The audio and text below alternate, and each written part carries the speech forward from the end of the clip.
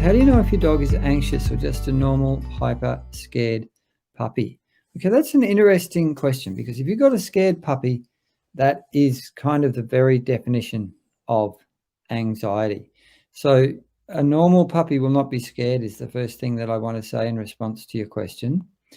Now, if you get a hyper puppy, there are four faces of anxiety.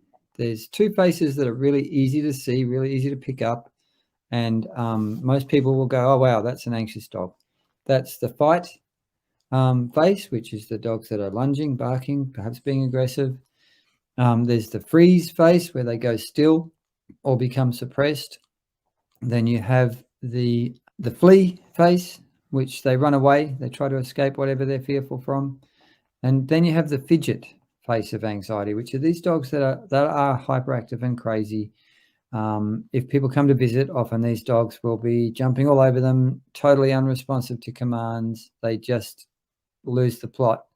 And what happens is that these dogs, when they're in this state of arousal, the fidget ones, you have your dogs, if they're in their green zone, they're going to be able to think, they're going to be able to respond to commands, they'll be nice and calm. If they're in the orange zone, then they're starting to get more excited. They may be able to still respond to commands somewhat, but probably not as well as they normally would.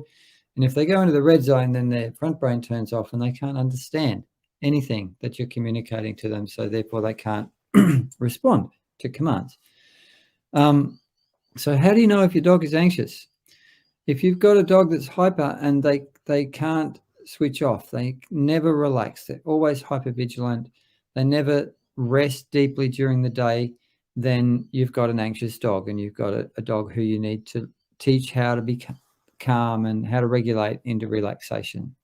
As your dog gets older, you most likely expect him or her to start slowing down. One common condition that older dogs can face is anxiety. In the next video, Dr. Edward will talk about anxiety in older dogs, potential causes, and available treatment options.